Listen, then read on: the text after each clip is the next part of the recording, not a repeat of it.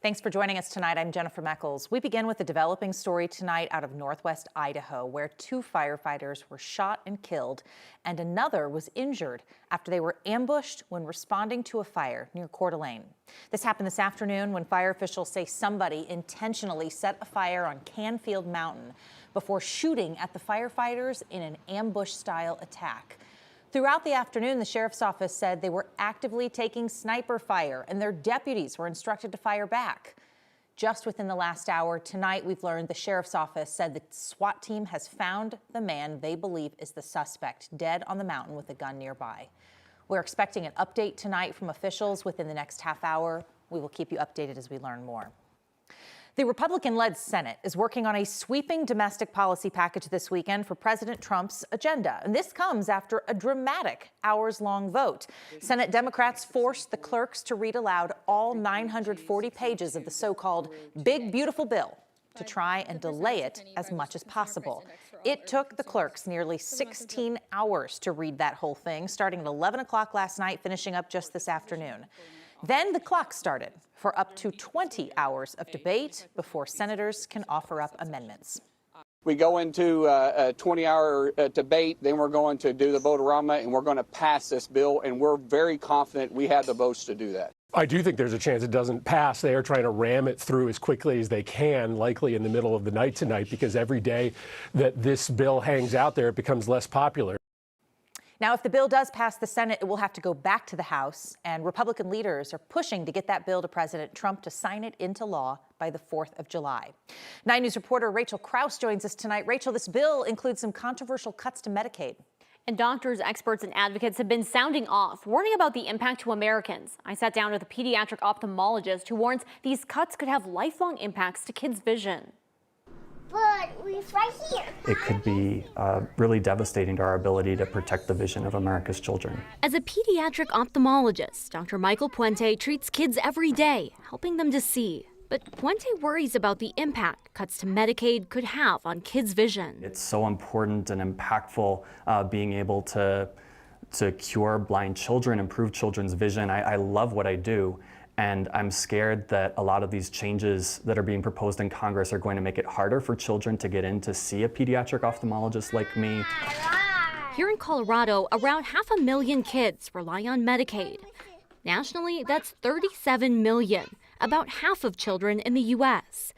Care Puente says kids need. It's really frustrating. I hear all of this talk of trying to cut waste, fraud, and abuse. And when I think of what is least wasteful, least fraudful, least fraudulent, or least abusive, that's children's health care. Puente says this could impact children's access to enroll in Medicaid and possibly the payment rates offered to doctors caring for patients, which could make it even harder for patients to find care. I take care of children who are born with birth defects that would leave them blind if they didn't receive an urgent surgery by a pediatric ophthalmologist like myself. And so many of those children are insured through Medicaid.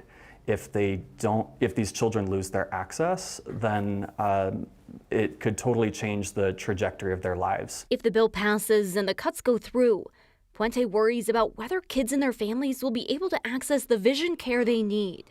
He says this impact will last far beyond the bill. Medicaid is so important for allowing children to be the best versions of themselves. It's an incredible investment in Colorado's future, in America's future, and if we throw that away, we're going to be setting kids back for generations. Puente is urging people to call their lawmakers to share what they think of the bill, especially as they get ready to vote in the next few days. Rachel Krause, 9 News. Rachel, thank you. Let's take a live look outside tonight. Mostly calm across Denver, at least downtown, but sounds like storms are really starting to pick up to the south.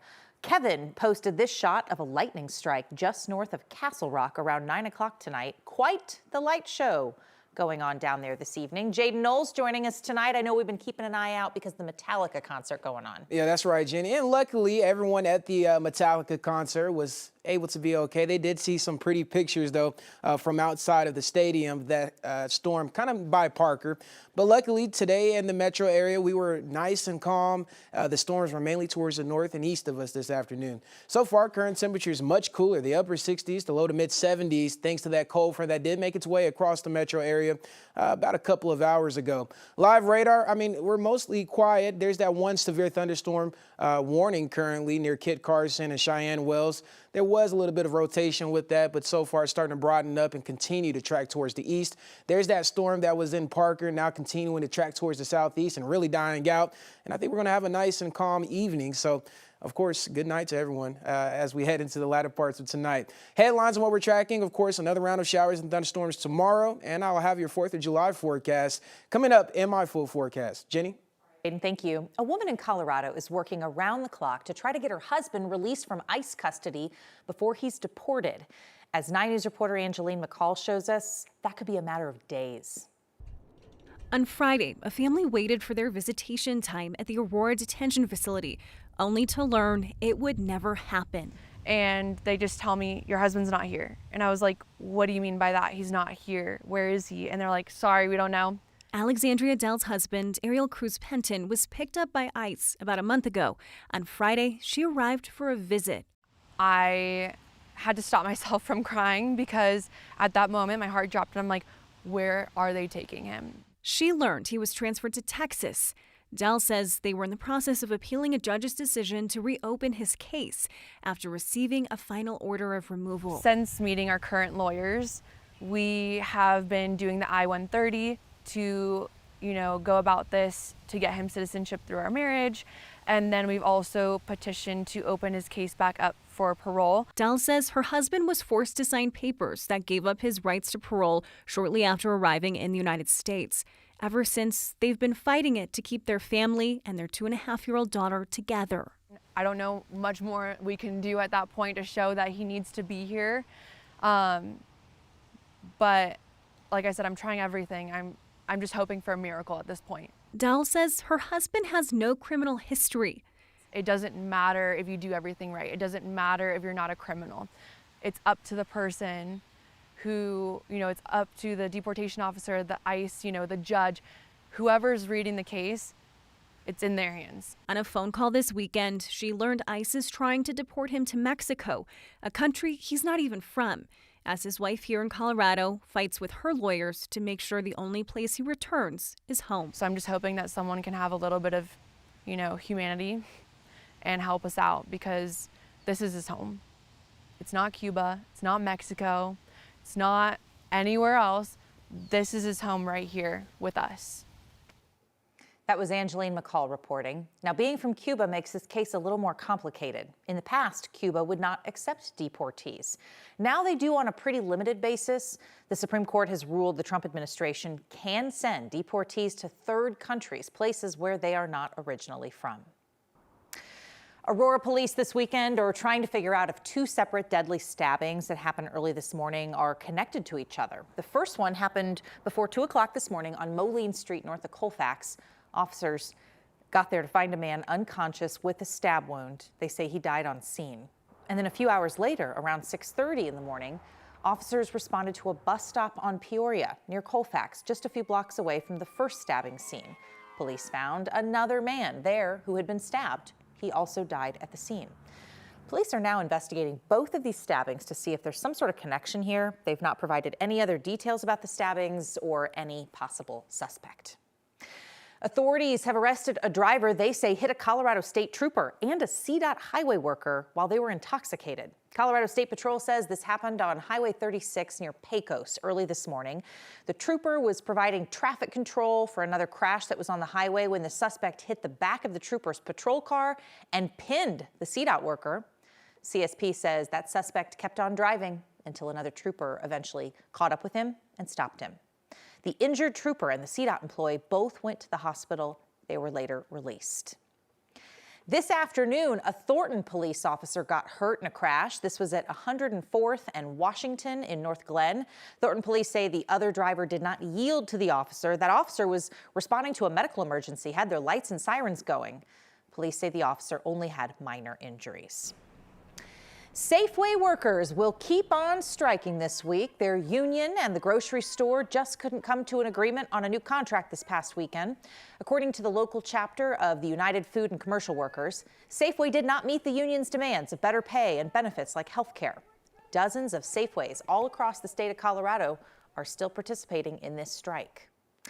President Trump is expected to attend the formal opening of the Immigration Detention Center in Florida in the Everglades.